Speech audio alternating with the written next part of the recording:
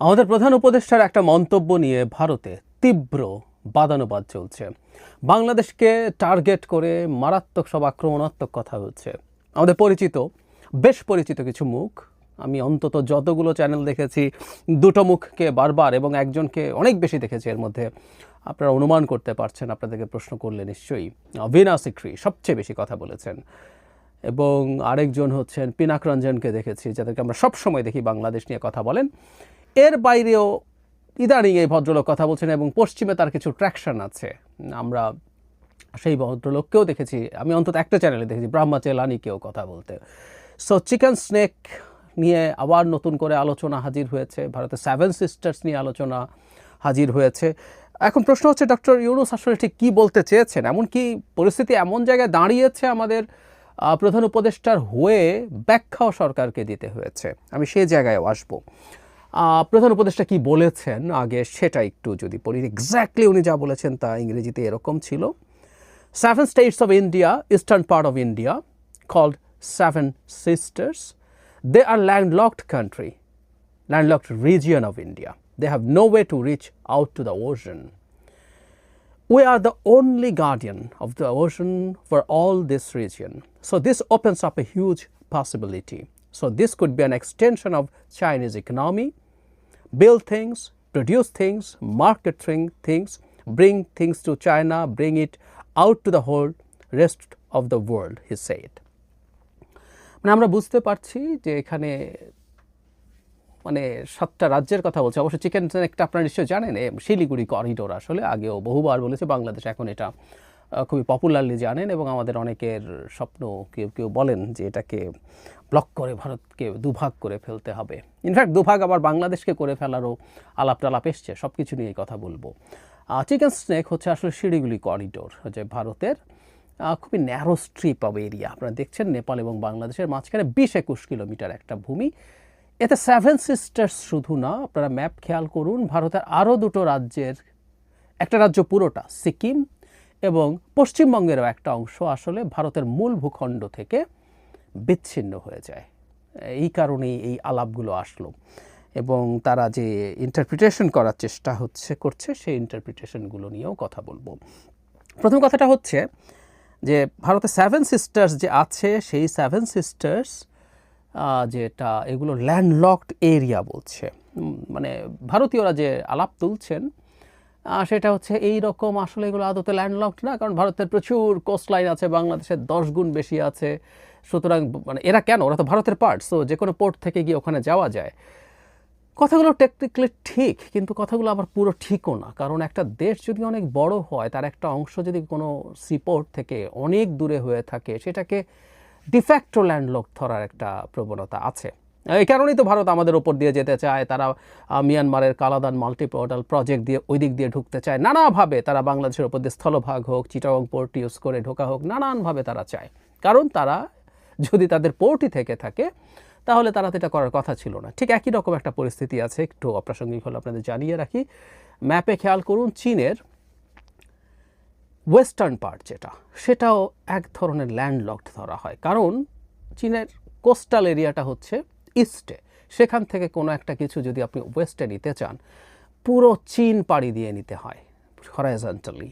এই কারণেই দেখবেন চীনের ওয়েস্টার্ন পার্ট থেকে পাকিস্তানের যে গোয়াদার বন্দর, সেটা কাছে হয়, অনেক কাছে হয়। সেই কারণে শিনজিয়াং প্রভিন্স থেকে বিশেষ করে, সেই কারণেই তারা একটা অল্টারনেটিভ রুটের জন্য, শুধু না তাদের খরচ কমানোর জন্য, মানে চীনের একটা পোর্ট থেকে পণ্য নিয়ে তার ওয়েস্টার্ন পার্টে যাওয়া, বিশেষ করে শিনজিয়াংয়ে যাওয়ার চাইতে চায়না পাকিস্তান ইকোনমিক করিডোর বা সিপিএসি দিয়ে আপনার গোয়াদার পোর্ট হয়ে চীনের ওয়েস্টার্ন পার্টে যাওয়া তুলনামূলকভাবে অনেক কম দূরত্ব হয়। সো এই প্রবণতাগুলো আছে, বিশেষ করে বড় দেশের ক্ষেত্রে এই ঘটনা ঘটে। So virtually landlocked. So Bharat এটা নিয়ে একটা কুতর্ক করছে।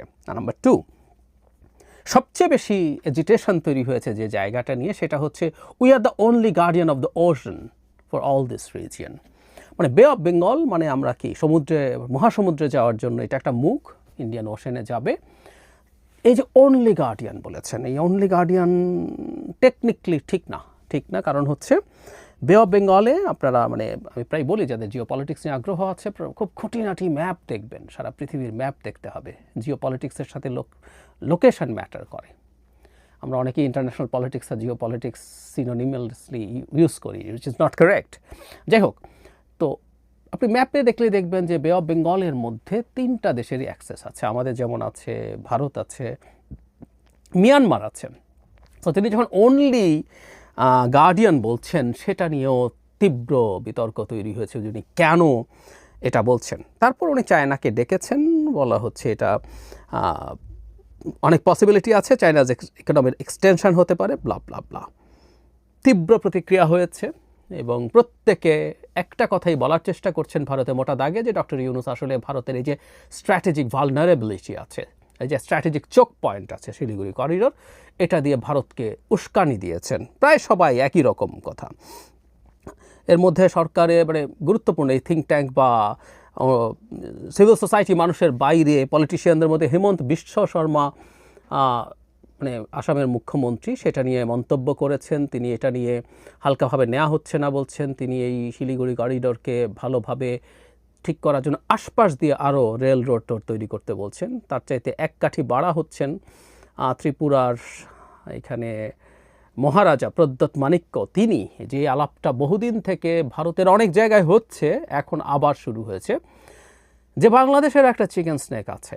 আমরা যদি খেয়াল করি, এইবারও এই ম্যাপটা খেয়াল করুন, বাংলাদেশকে ভাগ করে ফেলতে বলছে। এবং আমি ভারতের অন্তত 2জন মিলিটারি অফিসারকে টক শোতে আসতে দেখেছি যে বাংলাদেশের ভুলে যাওয়া উচিত হবে না, তারও একটা চিকেন স্নেক আছে।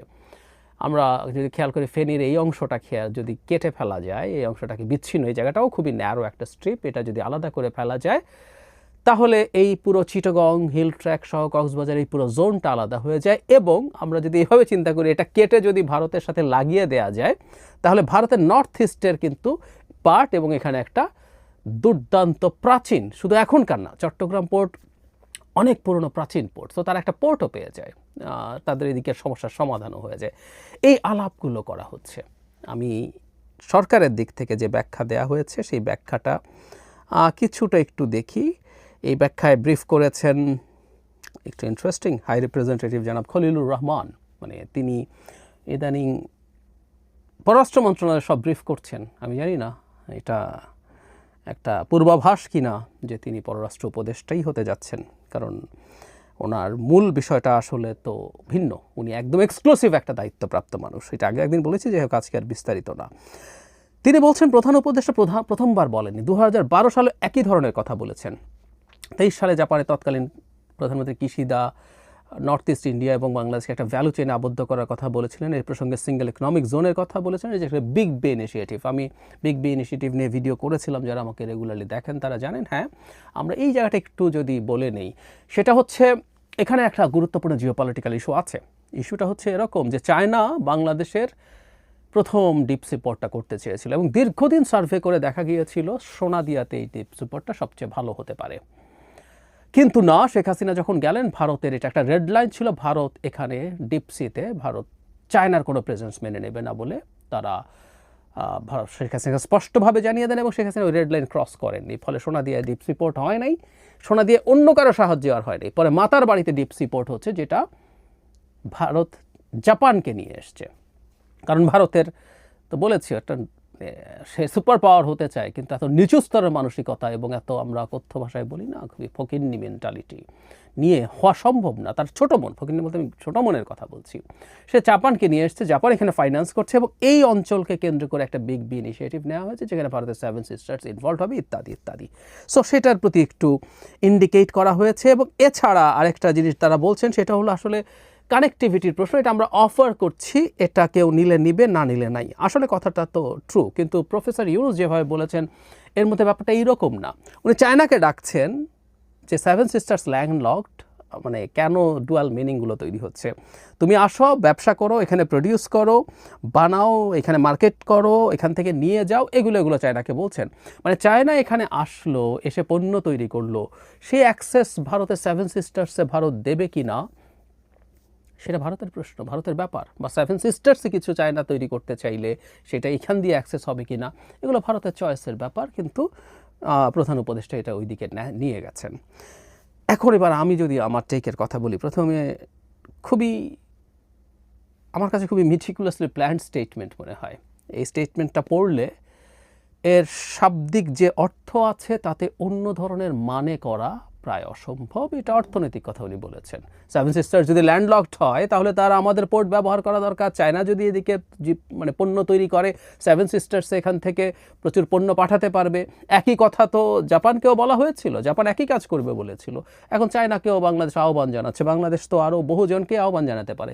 ইনফ্যাক্ট মিস্টার খলিলুর রহমান একই কথা বলছেন, আমরা একজনের সাথে করা মানে আরেকজনের সাথে কিছু করতে পারবো না, নট নেসেসারিলি। অর্থনৈতিক সম্পর্ক এভাবে কাজ করে না, সেটা চায়নাকেও বলা হয়েছে। সো অ্যাপারেন্টলি ব্যাপারটা দেখতে এরকম দেখা যায়, কিন্তু আমি মনে করি মধ্যে হিডেন কিছু কথা আছে। সেভেন সিস্টার্স নিয়ে প্রধান উপদেষ্টা কিন্তু এবার শুধু কথা বলছেন না। আমরা কনটেক্সচুয়ালি যদি দেখি, উনি সেভেন সিস্টার্স নিয়ে 12 সাল না, উনি আরও আগেও বারবার ইনফ্যাক্ট সেভেন সিস্টার্স নিয়ে কথা বলেছেন যে ল্যান্ডলকড এবং তারা আমাদের সাথে কোলাবোরেট করেই আসলে তাদের অর্থনৈতিক উন্নতি এগিয়ে নিতে হবে। এবং শুধু সেটা না, আমি আরেকটা জিনিস একটু স্মরণ করিয়ে দিই, একটু পেছনে যাব। প্রধান উপদেষ্টা ডক্টর ইউনূস তখন প্রধান উপদেষ্টা হিসেবে ঘোষিত হয়েছেন, কিন্তু শপথ নেয়নি। তিনি প্যারিসে ছিলেন। প্যারিসে ভারতের বেশ কয়েকটা মিডিয়া তার সাথে ইন্টারভিউ নেয় এবং একটা জায়গায় একটা মিডিয়াকে উনি প্রকাশ্যে বলে ফেলেছিলেন, বাংলাদেশ যদি অস্থির হয়ে ওঠে, বাংলাদেশ যদি ডিস্টেবিলাইজ থাকে, বাংলাদেশ যদি ডিস্টেবিলাইজ করতে চায়, এখানে যদি আনরেস্ট কেউ তৈরি করতে চায়, সেটা স্পিল ওভার সেভেন সিস্টার্সে যাবে। উনি সরাসরি এই কথা বলেছিলেন। সুতরাং সেভেন সিস্টার্সের ভালনারেবিলিটি নিয়ে হালকা হলেও কিছু ইঙ্গিত ডক্টর ইউনূস দিচ্ছেন মনে হতে পারে। আর উনি ওশেনের অনলি গার্ডিয়ান বলছেন, এটা উনি না জেনে বলেছেন তা না, কিন্তু মানে বাংলাদেশ তার এই জায়গায় ব্যাপারটা এরকমভাবে দেখতে চায়। সো এটাও ডিবেট ট্রিগার করেছে যে এই অঞ্চলের ব্যাপারটাকে, মানে আবারও বলছি যে তারা যেভাবে ইন্টারপ্রিট করতে চেয়েছে সেটা হতে পারে। আমার কাছে যেটা মনে হয়, ইকোনমিক ব্যাপার তো আছেই, কিন্তু এর মধ্যে প্রধান উপদেষ্টা যেটা হয়তো চেষ্টা করছেন, আমার কাছে মনে হয় সাম্প্রতিক সময় তিনি ভারতের কাছে প্রচুর ডিনাইড হয়েছেন, মানে তৃতীয়বার ডিনাইড হয়েছেন। যদিও আমি দেখলাম যে মিস্টার খলিলুর রহমানরা বলছেন যে এখনও সম্ভাবনা আছে দুই নেতার সাইডলাইন বৈঠকের, কিন্তু ভারতের পত্রপত্রিকা অলরেডি বলে দিয়েছে যে সাইডলাইনে কোনো বৈঠক হচ্ছে না। বিমস্টেকের কথা বলছি। সো ইউএনজিএতে হয় নাই, বাংলাদেশ বাইল্যাটারাল সফরে যেতে চেয়েছে ভারতে আমাদের প্রধান উপদেষ্টা, তারা ডিনাই করেছে, এরপর বিমস্টেক ডিক্লাইন করেছে। তো আমার কাছে মনে হয় যে এটাও একটা কূটনীতির পার্ট যে আমরা কখনো টাফ রেটরিক ব্যবহার করে তাদেরকে একটু নরম করার চেষ্টা। বিমস্টেকে যদি এই মিটিংটা হয়, আমি ধারণা করি তার প্রধান কারণ হবে এই টাফ শব্দগুলো ব্যবহার করা, ইঙ্গিতপূর্ণ কথা ব্যবহার করা, যে আমি চায়নাকে কিন্তু এখানে অনেক অ্যাক্সেস দিচ্ছি, তাকে আমি এখানে নিয়ে আসছি যত বেশি সম্ভব। সো চায়নার ফুটপ্রিন্ট যত বাড়ুক, ইনফ্যাক্ট যেটা হয় ইকোনমিক ফুটপ্রিন্টও যখন বাড়ে, ওগুলো আসলে চায়নার মতো দেশগুলো স্ট্র্যাটেজিক ফুটপ্রিন্টে কনভার্ট করে নেয়, এটা সম্ভব তাদের জন্য। সো এই ধরনের একটা থ্রেট যদি ভারত ফিল করে, তার সেভেন সিস্টার্সের ব্যাপারে তার যদি কোনো টেনশন তৈরি হয়, নিশ্চিতভাবেই বাংলাদেশের ফেনে দিয়ে কেটে চট্টগ্রামকে দখল করে ফেলতে পারবে না। এটা ভারতের দিক থেকে আর একটু সতর্ক হয়ে বাংলাদেশের সাথে দূরত্ব কমানোর মতো একটা চেষ্টা যদি সে করে থাকে, করার চেষ্টা করে, সেটার উপর প্রভাব পড়তে পারে এবং তারা সেটা করতেও পারে। সো আমরা বিমস্টেকে যদি দেখা হয়, আমি ধারণা করি প্রধান উপদেষ্টার এই ধরনের বক্তব্যের কারণও সেটাতে কিছুটা হলেও রোল প্লে করবে। যদিও আমরা সাম্প্রতিক সময়ে দুটো ঘটনায় 26শে মার্চ এবং ঈদের সময়ে মোটামুটি কর্ডিয়াল শুভেচ্ছা জানাতে দেখেছি, জনাব মোদি আমাদের প্রধান উপদেষ্টাকে জানিয়েছেন। তো পরিস্থিতিটা এই, আমার মনে হয় আমাদের এবার একটু ভারতের দিক থেকে টাফার সময় এসছে। আমরা যথেষ্ট নরম ছিলাম, এই ধরনের বক্তব্য নিশ্চিতভাবেই বাংলাদেশ সেভেন সিস্টার্সকে আলাদা করে ফেলবে, সাথে আরও ওই দুই অংশ, পশ্চিমবঙ্গের ওই টুকরো এবং সিকিম, সেটা করতে যাচ্ছে না। কিন্তু এই আলাপগুলো তোলা, এই আলাপগুলো হওয়া অর্থনৈতিক মার প্যাচে, সরাসরি বলা ডিজাস্টার্স। আমাদের কেউ কিন্তু সরাসরি বলেন যে আমরা ওখানে ব্লক করে দিয়ে ভারতকে আলাদা করে ফেলবো, কারণ এই তত্ত্ব অনেকেরই আছে যদি ভারতের অংশ আলাদা হয়ে যেতে পারে, তাদের যেহেতু কোনো পোর্ট নেই, তারা ল্যান্ডলক, তাদেরকে বাংলাদেশের সাথে কোলাবোরেট করতেই হবে। এইসব আলাপ কেউ করছেন, এই আলাপগুলো অপ্রয়োজনীয়। কিন্তু আমার মনে হয় যে কিছু ক্ষেত্রে কিছুটা সিম্বলিকলি কিছুটা চাপ আমার কাছে